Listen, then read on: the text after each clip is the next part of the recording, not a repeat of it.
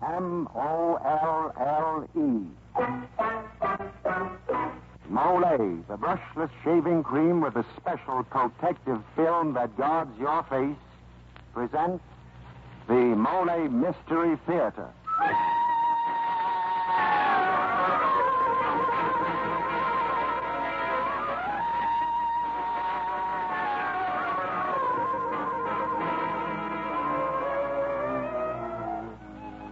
Tonight's Molle, the brushless shaving cream which puts face protection first, brings you another in the series of programs which puts mystery and excitement first. Each Tuesday night at this time, you hear one of the great mystery stories selected from either the famous classics or from the best of the moderns by Mr. Jeffrey Barnes. Mr. Barnes, who has made a lifelong study of mystery fiction, is a connoisseur of fine detective stories. Mr. Barnes. Good evening, ladies and gentlemen, and welcome to the Molle Mystery Theater.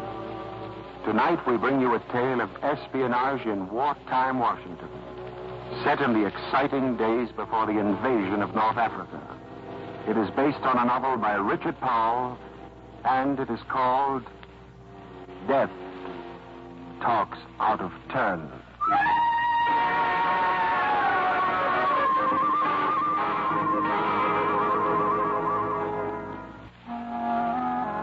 And now to our Molle Mystery presentation, Death Talks Out of Turn.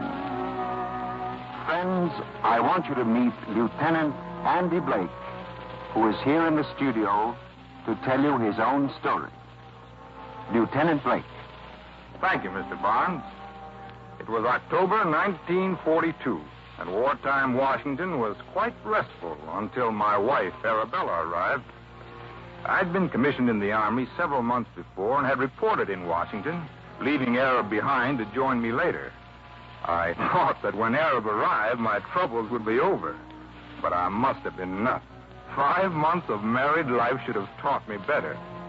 Anytime Mrs. Arabella Blake wraps a guy in cotton wool, he better not strike a match, for it's likely to be gun cotton. Like most of Arab's acts, her arrival in Washington was unannounced. I was finishing up my work in the Pentagon building one evening, only half conscious that something was brushing the back of my neck. Even if there are 8 girls to every man in Washington, Andy, when I kiss a man, I expect to get his attention. What, Arab? Where did you come from, darling? I have a job in Washington as a secretary. And guess where? In the office of the chief of ordnance. I'm not sure I like you working there. They've got too many things you want to shoot. Oh, Andy, you're glad I'm here, aren't you? Glad you're here. Why, gosh, when you came in, Oh, look, Arab, I never could say these things properly. Oh, you need to be stirred up, Andy. You've been here 2 months, and you're still a first lieutenant. No citations, no ribbons, not even a badge for pistol marksmanship. The way I handle guns, I'll get a badge and a military funeral at the same time. But meanwhile, we've got to find a place for you to stay. Oh, I have a room already, Andy. What? It's not half as hard to find a room as they say. There must be a catch somewhere. How did you get this room? I heard somebody on a bus say that there was a vacancy at a place out on Northwest Q Street. So I went there and I took it. I didn't know people in Washington talked out loud about vacant rooms. I thought they whispered. Well, I was sort of eavesdropping. I suspect I won't approve of this. Well, while I was eavesdropping on people talking on buses, I heard a man say, "We're having trouble renting that vacant room at 5797 Q Street. None of the girls have been exactly right." Well, what's so suspicious about that remark? Well, I didn't like the way the man said it. What was he like? Short and fat and, I think, bald. Gave me the creeps. Andy, I'm sure he's a spy. Oh, I don't believe it for a minute, sweetheart. But I'm going to have a look at that room of yours.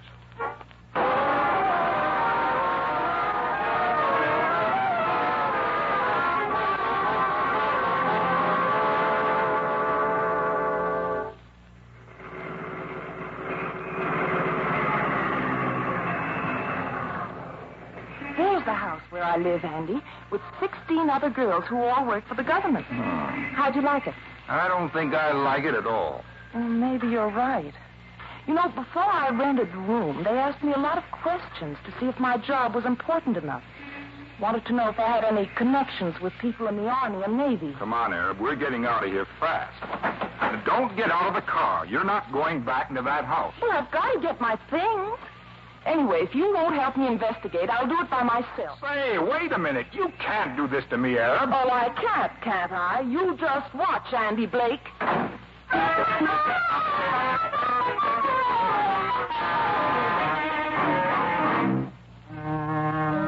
I was still angry enough at Arab the following morning not to call her at her office. Oh, I had some vague idea of letting her suffer until she called me. But like most of my other ideas about Arab, this one didn't work out either. I soon found out it was I who was apologizing to Arab. Of course, you were wrong, Andy, dear. Look, Arab, I wish you'd give this thing up. There probably aren't any spies at the house at all. And if there are, all we have to do is report it to my superior officer, Colonel Parker. Let the Army handle it. They're better equipped. Oh, that's perfectly silly. Why bother them with this when we can check up and find out? Yes, but... Then the Army can step in and take over. I don't want to be a hero. I just want to do my job in the Army and let it go at that. Oh, but, Andy, we can do it together and have so much fun. Arab, I tell you, I'm not going to get... Oh, all right, Andy Blake. If you won't help me, I'm just going ahead and solve the whole thing myself. So there. Go ahead, you dope. I'll call you up sometime. Yes, do, Lieutenant. After all, we do have something in common. A marriage certificate, I believe.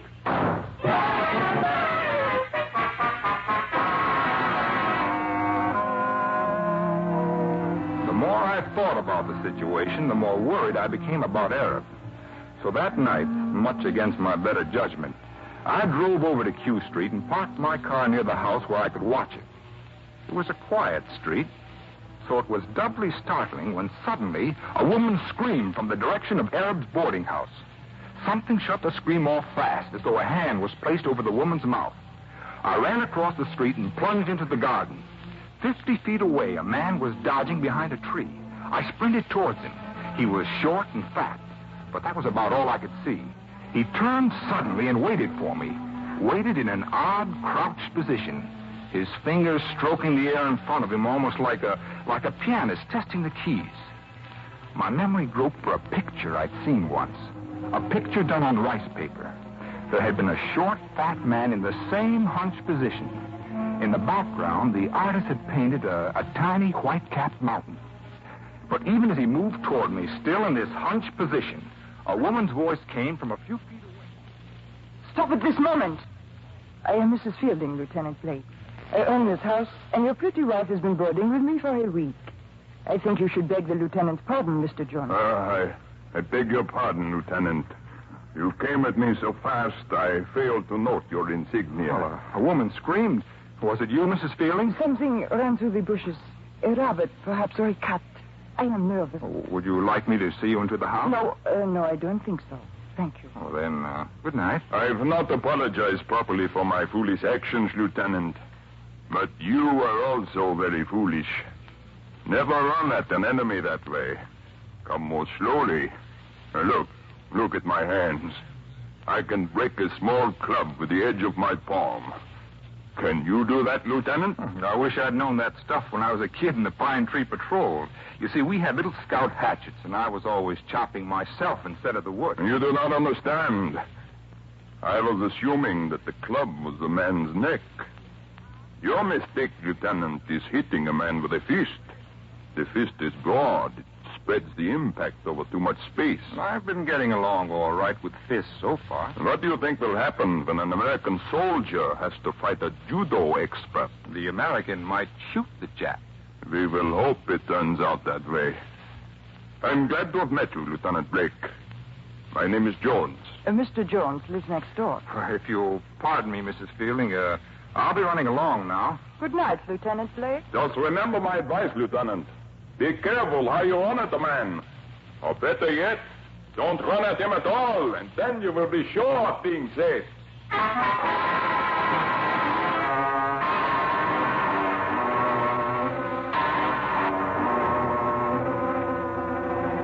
There was something about Mr. Jones I didn't like. I wanted to find out more about him. So I circled around the block, cut through a garden, and ended up at the back door of his house. The door was unlocked. I stepped inside and listened. There was no sound. Then I started my search using a flashlight. There was nothing downstairs, so I went up to the second floor and entered a huge study. I found a newspaper clipping there that had been torn out violently. The story was about a recent broadcast picked up by the FBI from a station inside Germany. A man calling himself Gustav Heinz had told the German people that if only Himmler and his Gestapo were kicked out, all of Germany's troubles would be over. I had heard of those broadcasts. We believed the stations to be backed by the German military leaders, the old Junkers. There was nothing else in the study, so I snapped off the flashlight and peered out of the window. I could barely see the house across the street. But as I watched, something stirred in the garden below. A figure was stealing toward Mrs. Fielding's house. The figure stepped across a starlit space, and I stopped breathing. The prowler was Arab. Well, I knew Mrs. Fielding and Jones were inside the house, and that if Arab was planning to eavesdrop again, they would be sure to catch her. I had to get her attention. My hand grabbed a straight wooden chair and slammed it through the window. I stuck my head in the opening and let out a yell. Suddenly, I heard a door slam downstairs. The fat man must have run out of the house next door the minute he heard the crash. I could picture him creeping up the stairs, feeling the air ahead of him with those clutching fingers. My best chance was to wait for him to make a noise. I pressed back against the wall of the room and waited. Somewhere in that house, death was moving toward me. My breathing was getting louder, like a guy in the last stages of asthma. I tried to hold my breath. Now a sound of breathing was coming up the stairs. Somebody else was breathing. The fat man was somewhere near me. I felt around me in the darkness until I finally found a weapon, a small statuette. I flung it in the direction of the breathing and grabbed for my flashlight. The beam showed the fat man in the center of the room struggling to get his gun out of his pocket. The statuette had missed. I could see the gun coming from his pocket, but I stood there, frozen. Then another voice spoke somewhere within the room. The most welcome sound I have ever heard. It was Arab. Drop that gun. Hunter. Keep that light in his eyes. Don't worry, I will. Now, just hold that pretty pose, Mr. You'll never get to me. Oh, it sounds like a light. Of course, darling. Now let's get out of here. Hurry.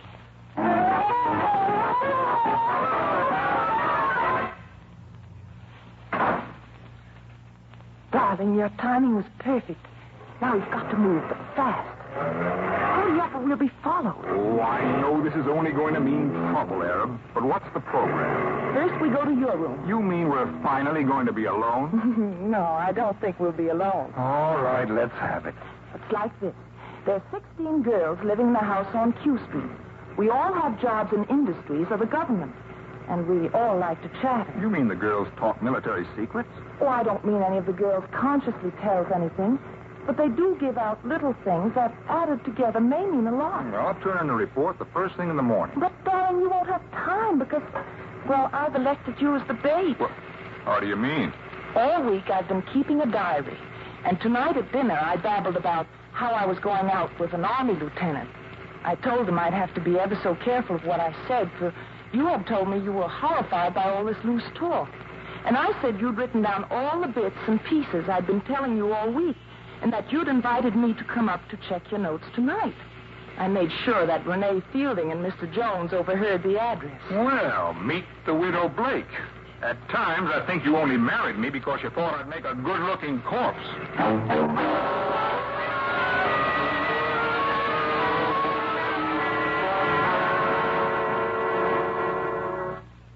Well, while we're waiting here in my room for your Mr. Jones, where are those notes of yours? Well, here's the one about Jane, who works in special service. After finishing breakfast, she suddenly pulled a word in Arabic on us. Well, what's suspicious about that? Jane has no interest in anything geographic. She happens to work in special service, and that's the branch that puts out guidebooks for soldiers. Well, what else? Ruby works for the Office of Petroleum Coordinator. She made an interesting remark the other morning about invasions taking a lot of oil. Arabic oil. Go on. Libby works in the State Department. Day before yesterday, she was asking Mrs. Fielding about what Darlon was like. Darlon's more important in North Africa than Bataan or Laval. Jean's boyfriend is a second lieutenant in the 1st Armored Division. Was last reported at Indio, California. Jean said the next letter she got from him would have an APO number. Say, Indio's a desert training center. Mary Arden says that she has to type requisitions for goggles and mosquito bars all day. Goggles means sand or dust. Mosquito bars means tropical or semi-tropical countries. Put them together and they spell desert.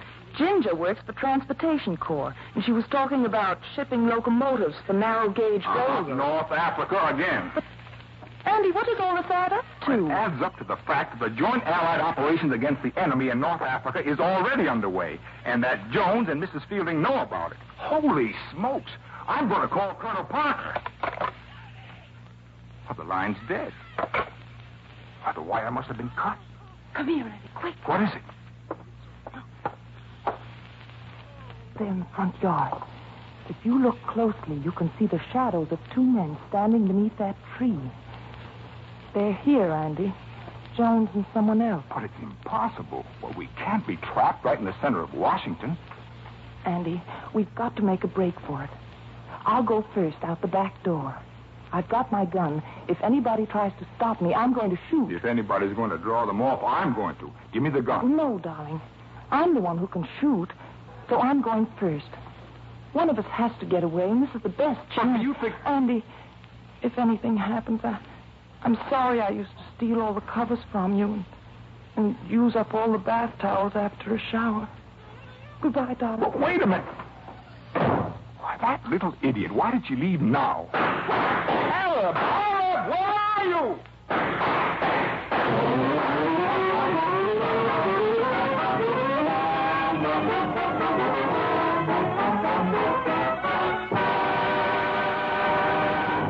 Lieutenant Andy Blake and his enterprising and charming wife, Arabella, have become involved with a Nazi spy ring in wartime Washington.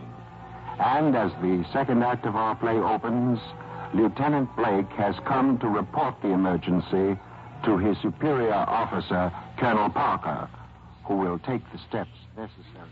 Colonel Parker, wake up! Colonel Parker! Ed, what is it? Oh, Lieutenant Blake, come in. It's that Q Street business I told you about, Colonel. My wife was right. They pieced together a lot of North African and invasion data, and Keep your voice down, Lieutenant. Well, sir, I think these people in the Q Street house have also got my wife. They kidnapped her, just now, in front of the place where I live. Don't worry, Lieutenant. We'll have the house on Q Street in the bag in 10 minutes. Yes, but... I'll have 2 companies of guards turned out to search Washington and get orders through to watch all roads. But I wanted to do... I'll keep in touch with you, Lieutenant. The best thing for you to do now is to go home and try to get some sleep. Yes, sir. Thank you, sir.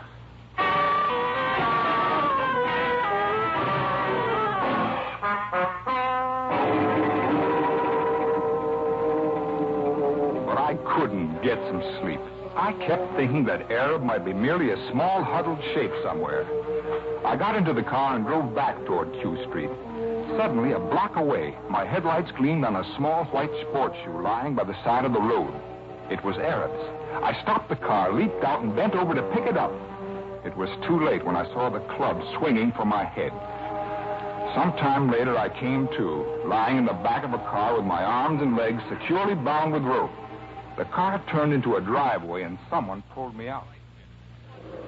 Well, Lieutenant Blake, you must have a hard head. I didn't expect you to be conscious so soon. Where's my wife? If you're quiet, you will see her in just a minute. Hold still, Lieutenant, while I untie your legs. If you will notice, Lieutenant Blake, you're now in a very lonely section along the Atlantic coast. The house here was once used by rum runners during Prohibition, but it has been well stocked with ammunition for just such emergencies as this. Come on, Lieutenant. Your legs are untied. We're going in. Joey! Joey! Well, Chief, I see you got the little Boy Scout. You may sit in that straight chair, Lieutenant. I think we will leave your hands tied. You've caused too much trouble. Joey, tie up his legs again. Andy, are you all right? Oh, nothing wrong but paralysis of the brain. That and the company we find ourselves in. You are amusing, Lieutenant. You're pretty killing yourself, Mrs. Fielding. But how are you and Jonesy and this mug going to get out of this? Our Army and Navy isn't asleep, you know. Your defense command has no chance. Give us the German Army and the Navy and the Air Force, and we, the Gestapo, will rule the world. Chief, it is late. We've got to get moving. Lieutenant, you will see how well the Gestapo works. Our submarine is waiting off the coast. All I have to do is signal her, and we will be picked up. I'm so sorry to disappoint you, Lieutenant.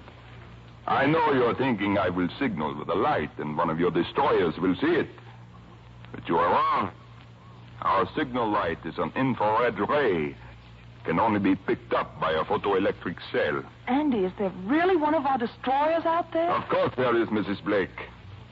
I've seen one in the last few minutes. But it will do you no good. You Americans are too stupid.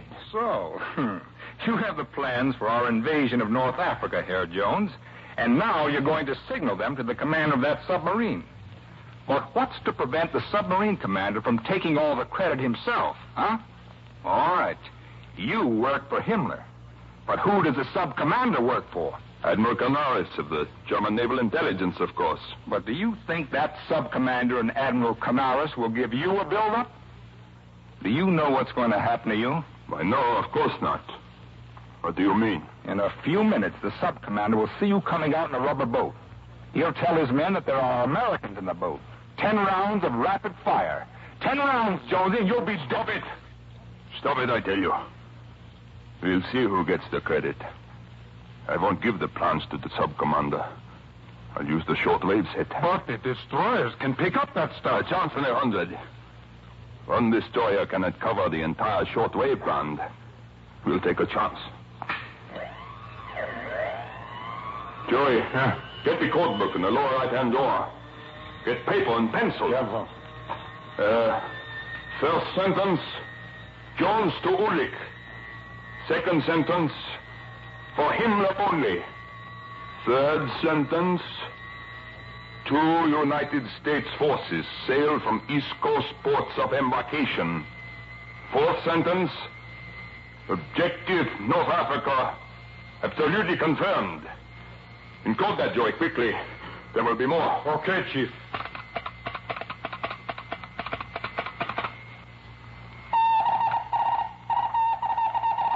There it is. I'll give me the message, Joey. Andy, why did you talk her into using the short wave? But with them using a shortwave radio, our men will be able to locate the target, this house, and start shooting. Oh. Any minute now.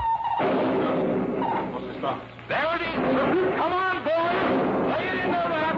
Watch for this one, Jonesy. Come on, boys. Right 1, double, down 5. 1, 2, 3, go! Joey, Lenny, grab all the papers. Hurry up! They've got their bracket now. No change, no change. Hurry up, Joey! Hold on to your hat, Arab, darling. Don't hold your Oh, hand. I wish I could think of something deathless to say. I love you, Andy. I love you. That's deathless enough.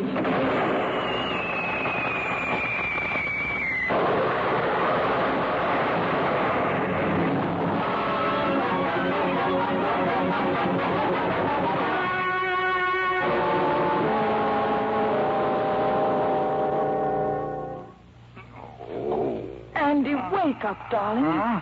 You've got to. What happened? What am I doing here? You threw a hand grenade at Jonesy after the explosion that wrecked the house. Oh. Just as he fired his .45 at you. And missed. What about the grenade? Didn't go off. It didn't. You aren't wounded, really. Only a little burned. It was the explosion of the house that got Jonesy. Where's Rennie and the other guy? They got away in the rowboat. Submarine must have picked them up.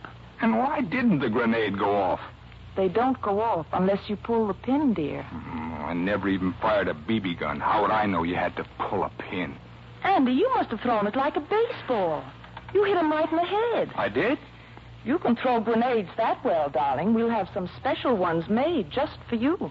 Without pins. But I saw a flash, and there was an awful noise. .45 makes an awful racket when it's shot off right in your face. You just got some powder burn. What about the submarine? I think our destroyer got it, Andy. It was out there putting over depth bombs while you were out. The noise just stopped this minute. And we've got to get right back to Washington and make a report. To think this all started because a few people forgot. and talked about their work. Oh, if they'd only kept their mouths shut, none of this would have happened, Arab. Nor could you have overheard any of it and got us mixed up in it. Oh, Andy, darling, I won't ever try to stir things up again. From now on, I'll be quiet like a mouse. Well, all I can say is, if you're going to be a mouse, darling, heaven help the cats.